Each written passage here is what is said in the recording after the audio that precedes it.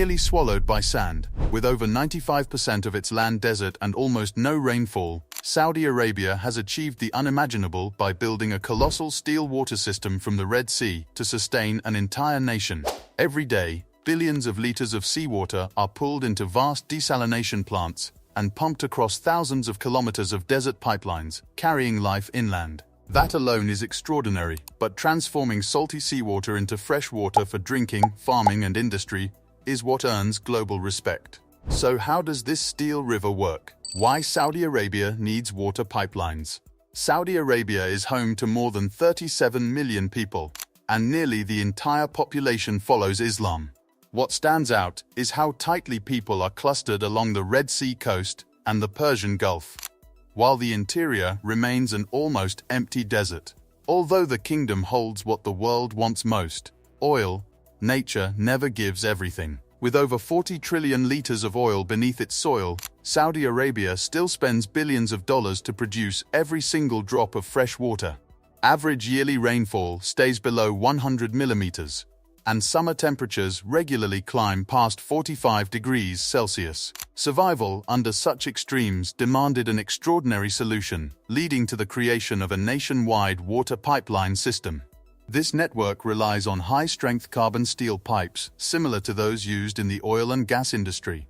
Construction costs average around $3 million per kilometer, excluding booster pumping stations and advanced desalination plants, each costing tens of millions more. But where does all this water come from? The answer lies in a nearly limitless source: seawater. Yet seawater contains about 3.5% salt, far too salty for drinking or irrigation. Desalination technology made it usable, giving Saudi Arabia an endless supply. Giant plants along the Red Sea convert 7 million liters of seawater daily, consuming energy. Inside the steel pipeline factory, the journey of a transnational water pipeline begins inside the factory, where the pipes themselves are created. These pipes are made from high-strength carbon steel, the same material trusted in oil and gas pipelines, allowing them to endure non-stop pumping pressure, mechanical stress during underground installation, and the brutal thermal cycles of the desert. Rectangular steel plates are cut to precise calculated dimensions, sized to be rolled into circular pipes about 1.8 meters in diameter, with walls nearly 25 millimeters thick. Each plate moves through a multi-axis rolling machine, where heavy rollers bend the steel gradually, step by step, until both edges meet, forming a pipe shell ready for longitudinal welding. Once welding is completed, the pipe passes through a straight flow water cooling line to lower the temperature of the weld seam. The surface is then carefully ground along edges and corners, removing burrs and ensuring exact geometry before additional welding stages. Both ends of every pipe are finished with beveled edge welds, creating ideal contact surfaces for strong joint connections. Each section measures roughly 12 meters in length, reducing the total number of welds while remaining manageable for transport. This balance allows fast assembly, pressure-tight seals, and long-term structural stability across cross-country pipeline routes. After completion, pipes are transferred to outdoor storage yards, stacked in batches, and labeled for tracking. They are lifted onto specialized transport vehicles using cranes or forklifts, secured to prevent deformation, then hauled kilometers to construction sites, where they are welded together along the route, laying giant pipelines across the desert. The installation journey begins at massive staging yards, positioned along the pipeline corridor. Here, fully manufactured steel pipe sections are carefully organized by diameter, length, and installation order. Engineering teams perform final visual checks, inspecting straightness, coating quality, and identification markings. In an unforgiving desert environment, proper organization at these yards is critical to maintaining steady progress, avoiding delays, and minimizing costly mistakes. At the same time, survey teams map the precise pipeline route across the desert using GPS systems, total stations, and terrain data. The planned alignment is marked on the ground with stakes and visible paint. This step ensures the pipeline follows the most stable and efficient path, steering clear of weak soil, shifting sand, and erosion-prone areas.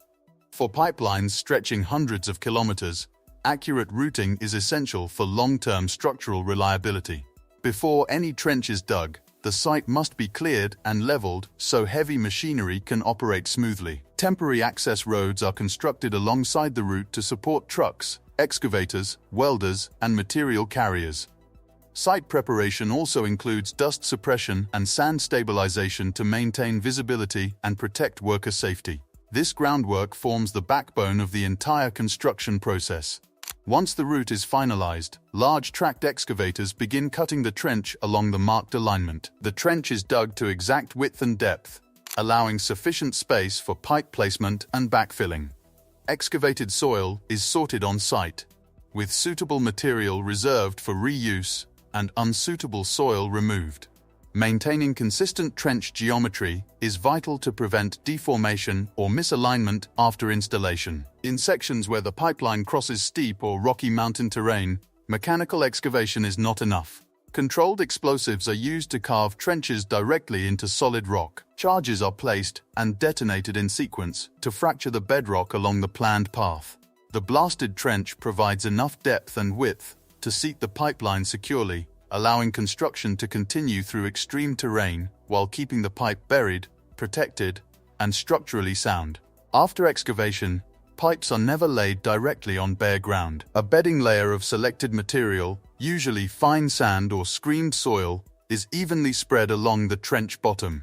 This layer distributes loads uniformly and reduces stress on the pipe. It is leveled and lightly compacted to the required elevation, a crucial step in desert regions where loose, dry soil threatens long-term stability. For large-diameter pipeline projects, a construction corridor roughly 40 meters wide is prepared in advance. This allows the installation process to move continuously at an average pace of about 1.5 kilometers per day. Pipe sections around 18 meters long are selected to reduce the number of field welds, though this demands extreme precision in lifting, transport, and alignment.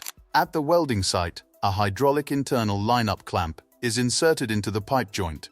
Its 360-degree gripping shoes expand to hold both pipe sections perfectly concentric during the root pass. An automated welding operation follows, supported by nearly 80 workers and dozens of specialized machines capable of completing up to 150 welds per day on 42-inch diameter pipes. Once welding is complete, every joint undergoes automated ultrasonic testing to detect internal defects. The field joint coating crew then abrasively cleans the surface and applies a multi-component liquid epoxy coating, forming a durable, fully sealed protective layer before lowering the pipe into the trench.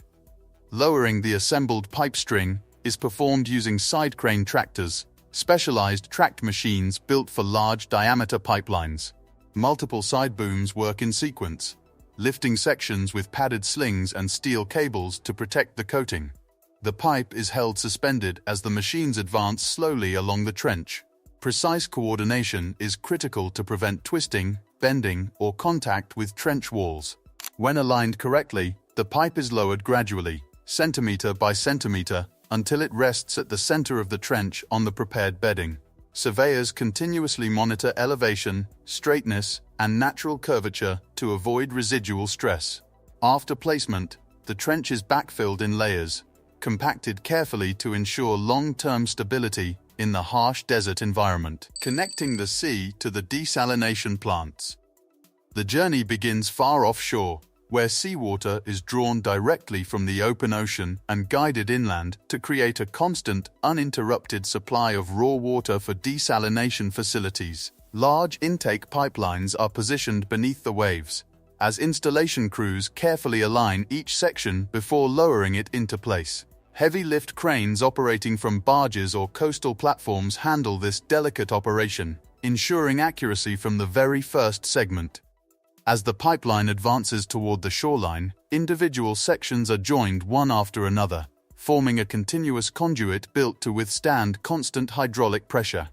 At this stage, precision is everything. Even small alignment errors can reduce efficiency or cause long-term performance issues.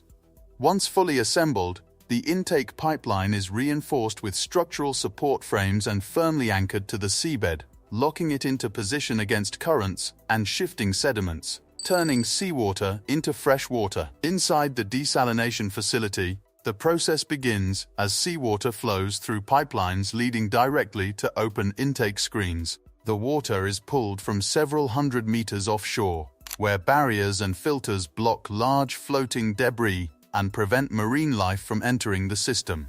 A single 63-centimeter pipe can draw in up to 15 million liters of seawater each day, moving more than 10,000 liters per minute at the intake point. Powerful pumps push this seawater deeper into the plant. Along the way, unwanted visitors such as jellyfish, crabs, and small fish may appear. To stop them, massive screens block anything larger than 4.5 millimeters. The water then passes through finer screens that remove remaining large particles before continuing forward. Even after screening, the water remains filled with suspended sediment.